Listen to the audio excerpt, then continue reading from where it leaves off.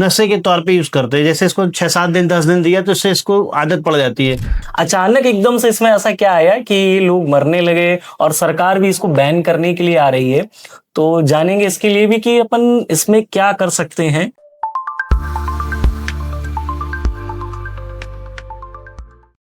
नमस्कार, आज हम बैठे हैं कानपुर का पहला आयुर्वेदिक हॉस्पिटल रायश्री आयुर्वेदा के डायरेक्टर डॉक्टर मनीष यादव जी के पास में, और आज हम चर्चा करेंगे कफ सिरप के बारे में, जिसकी वजह से देश भर में काफी हंगामा मचा हुआ है, बच्चे मर रहे हैं। इसके लिए हम आज डॉक्टर साहब से जानेंगे। नमस्कार सर। नमस्कार जी।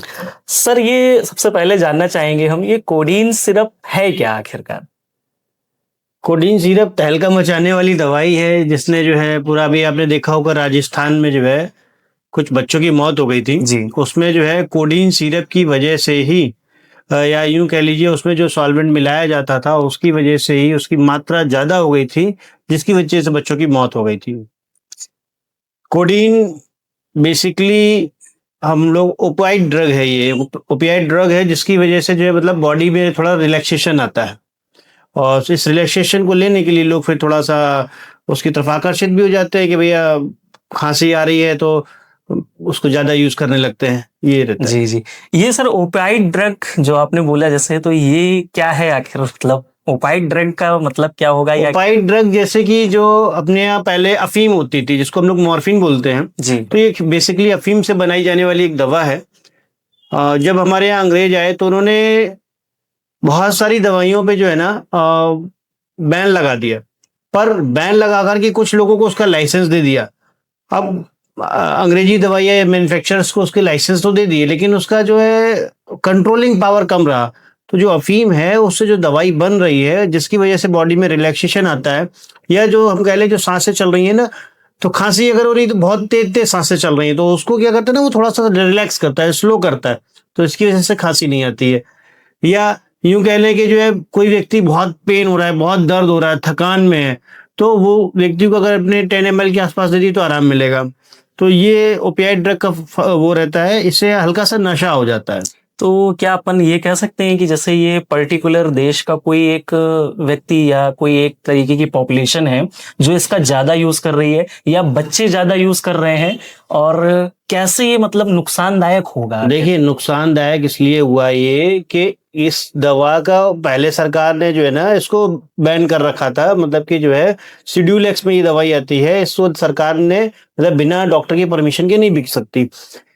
परंतु क्या हो रहा है, कुछ ऐसी जगह या ऐसी देश या ऐसे शहर जहां पर गरीबी ज्यादा निवास करती है, या यूं कहें कि जैसे जब आदमी ज्यादा थकान में होता है या मूड अच्छा बनाना होता है तो अल्कोहल का यूज करता है।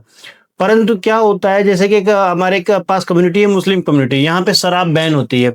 अब मुस्लिम क्या करते हैं, शराब बैन होने की वजह से जो है ना, या वहाँ पे पुअर जहाँ पे लोग रह रहे हैं, मुस्लिम समुदाय जहाँ गरीबी में है, श्रमिक वर्ग है, वहाँ पे ये लोग जो है उसको एज ए नशे के तौर पे यूज करते हैं। जैसे इसको 6-7 दिन 10 दिन दिया तो इससे इसको आदत पड़ जाती है, तो उसको क्या करता है, वो इसको नशे के तौर पे यूज करता है, और वो नशे के तौर पे यूज करना ही समस्या का विषय है। जैसे बांग्लादेश है, और हमारे जो ऊपरी हिस्से हैं, जम्मू कश्मीर से नीचे का पूरा एरिया है, यहाँ पर जो है इस दवाई का ज्यादा यूज होता है, या गरीब तबकों में ज्यादा यूज होता है, क्योंकि महंगी जो नशे का सोर्स जो महंगा है उसको भी वो यूज नहीं कर सकते, और जो हमारे विक्रेता हैं वो भी इसके सहारे, इनकी भी अच्छी खासी कमाई करने की वजह से करते हैं। जी। बाकी सर, ये जो अपना सिरप है, ये बच्चों में, जैसा आपने अभी बताया कि एमपी में या राजस्थान में बच्चे जिसकी वजह से बहुत ज्यादा तेजी से मरे, ये पहले ऐसा तो कुछ भी नहीं था। अचानक एकदम से इसमें ऐसा क्या आया कि लोग मरने लगे और सरकार भी इसको बैन करने के लिए आ रही है? तो जानेंगे इसके लिए भी कि अपन इसमें क्या कर सकते हैं और क्यों ऐसा हुआ। देखिए जी, ऐसा है कि इसमें जो है ओपियाइड ड्रग जितनी भी होती है, इनको सरकार इसलिए बैन करती है कि इसका लोग दुरुपयोग न करें। ठीक है, बच्चों की सेहत की गड़बड़ी होने के पीछे उसमें जो डीईजी सॉल्वेंट जो मिलाया गया, डाई एथिलकोलाई सॉल्वेंट जो मिलाया गया, उसकी मात्रा जो है 48% से ज्यादा थी, जबकि यह जो है 10% या 12% के आसपास रहनी चाहिए, जिसकी मात्रा बढ़ा करके जो है 48%। जी। वो जब 48 पर बढ़ा दी गई, जिसकी वजह से जब उसको बच्चों को दिया गया तो उसका जो डोज था, वो डोज जो है बहुत ही ज्यादा मात्रा में मिला और बच्चे ज्यादा डीप नींद में चले गए, वो सांस लेना भी भूल गए यूं कह सकते हैं, और उनका दम घुटने की वजह से मृत्यु हो गई। चलिए। हाँ, कहीं पर तो ऐसा भी अभी हम लोगों ने जब न्यूज सुनी थी तो ये भी बता रहे थे कि जो है जो सॉल्वेंट था वो फार्मास्यूटिकल से ना लेकर के सीधे के सीधे पेंट की शॉप से लिया जा रहा था। तो ये जो है मानकीकरण या जो दवाई बनाने वाली कंपनियां कर रही थी वो ये चीज गलत कर रही थी। तो ये एक थोड़ी सी गलत चीज है। सर ये डीजी सॉल्वेंट या जो पेंट का आपने सॉल्वेंट बताया है, ये है क्या, आखिर इसका क्या यूज है? और ये डीजी सॉल्वेंट जो है मतलब कि एक मादक पदार्थ, यानी कि इससे जो है मतलब नशा, जो कि हम लोग पेंट वगैरह या जो भी थिनर वगैरह यूज होते हैं, इनमें जो अल्कोहल या सॉल्वेंट में जो महक आती थी कि गंध आती है, उससे जो नशा होता है, ये उस सॉल्वेंट की मात्रा का नाम है, या उस सॉल्वेंट को हम लोग बोलते हैं, जो कि खास तौर पे कफ सिरप में मिलाया जा रहा था जी। वो फार्मास्यूटिकल इंडस्ट्री के लिए अलग होता था, लेकिन उसको सस्ते दामों पे उपलब्ध कराने के लिए पेंट की शॉप से उन्होंने परचेस किया जी जी, ये हुआ उसमें। तो सर अब ये बताइए कि इसकी जगह हम क्या यूज करें और क्या चीजें सेफ रहेंगी? जो हमारे सीनियर्स होते थे वो क्या करते थे कि कहते थे जब तक है वासा तब तक है आशा। मतलब वासा को हम लोग बोलते हैं अड़ूसा। अड़ूसा के 4 पत्ते ले लीजिए और 1 गिलास पानी, उसमें 1 टुकड़ा अदरक का, 1 टुकड़ा मुलेठी का, और इसके साथ में 1 चम्मच शहद डाल के उबाल दीजिए। उबलने के बाद ये ठंडा होते होते जब 1/4 कप रह जाए, तब इस 1/4 कप को छान करके चम्मच से पीजिए। 24 आवर्स के अंदर ही आपको खांसी में आराम मिल जाता है। आप जितने भी अच्छी अच्छी कंपनियों को सिरप आते होंगे, आप देखिएगा उसमें खास प्रोडक्ट यही रहता है, वासा और मुलेठी, काली मिर्च, सौंठ, अदरक, यही का इंपॉर्टेंट चीज मिलेगी और इसी से खांसी में आराम मिलता है। लेकिन हमारी जो जनता है ना, उसको लगता है कि खांसी एक बार आ क्यों गई, वो इस जल्दबाजी में कई बार खांसी के पीछे पड़ी रहती है। वैसे मयंक जी, मैं आपको ये बताना चाहूंगा, खांसी अगर आपको आ रही है या किसी बच्चे को आ रही है तो 3 से 5 दिन तक किसी भी प्रकार की कोई भी दवाई लेने की जरूरत नहीं है। यदि 5 दिन से 12 दिन तक खांसी मॉडरेट कंडीशन में जा रही है या खांसी लगातार बढ़ते जा रही है, व्यक्ति को आराम नहीं मिल रहा है, तो फिर जो है डॉक्टर का कंसल्टेशन करना चाहिए। 7 से 10 दिन के बीच में लंग्स में जो खांसी का हमारा बैक्टीरिया होता है, वो स्वतः ही हमारे लंग्स उसको मार देते हैं।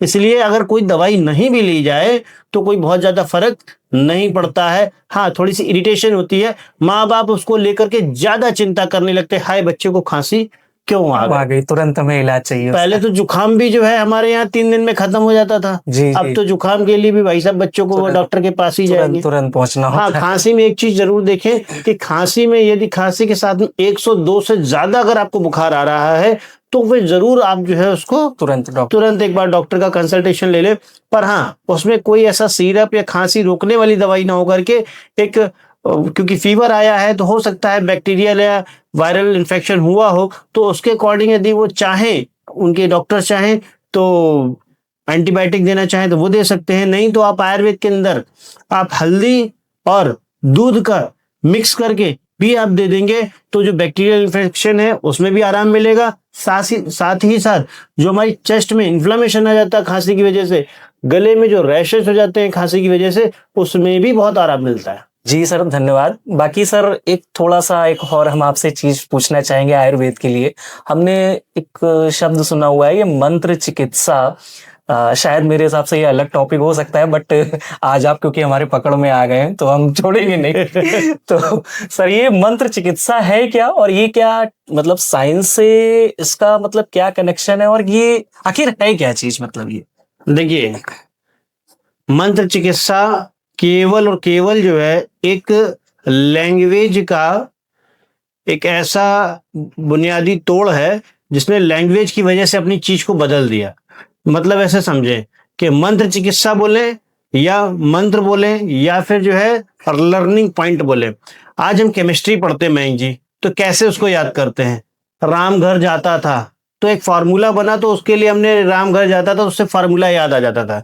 वैसे ही पुराने जमाने में जो मंत्र होते थे, तो उसमें जो चिकित्सा होती थी या किसी चीज को बनाने का एक जो पैटर्न होता था, मतलब कि एक हम लोग चेक लिस्ट बनाते हैं ना, इसके बाद ये है, इसके बाद ये है, इसके बाद ये है, जी। वो जो चेक लिस्ट है वो मंत्र है।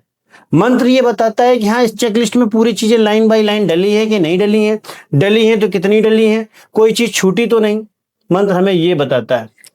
तो इसका अपन मतलब आयुर्वेद में यूज किस हिसाब से कैसे करते हैं? आयुर्वेद में कहाँ पर? क्या, पूरे भारतवर्ष में जितनी भी संहिताएं, वेद, धर्म, अर्थ की चीजें जो लिखी गई हैं, वाणिज्य या उस समय की जो प्रमुख भाषा होती थी वो संस्कृत में होती थी, तो उसको मंत्रों की भाषा में लिखा जाता था। बहुत बड़ी चीज को मंत्र के हिसाब से छोटा करके लिखा जाता है, शॉर्ट फॉर्म में लिखा जिससे याद जाता था। करने में हमें आसानी हाँ, रहे। अब वहां पे मिस्टेक कहाँ हो गई, जिसको अक्सर लोग चमत्कार के माध्यम से बोल के दिखाते हैं कि भाई साहब वो बाबा जी ने 2 कंडे लिए जला के दिखाए और वो जो है चमत्कार नहीं विज्ञान है।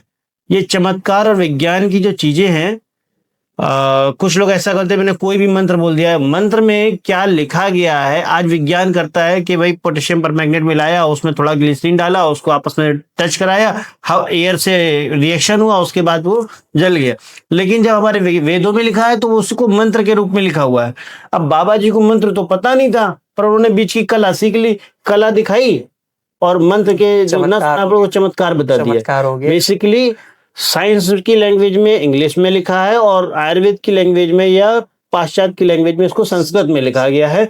यही मंत्र है, यही विज्ञान है। विज्ञान को सिद्ध करना पड़ता है और जो हमारी शास्त्र है उसको सिद्ध करने की जरूरत नहीं है, ऑलरेडी है ना, वो पहले से ही सिद्ध है। और बात आती है कि जो है चमत्कार, तो चमत्कार ना पहले हो रहा था ना अभी हो रहा है, ये तो मन का वहम है केवल। ठीक है, जादूगर की कला, जादूगर की कला है, उसको कला मत पूछिए, कला मत पूछिए, वैसे ही चल रहा है। जी।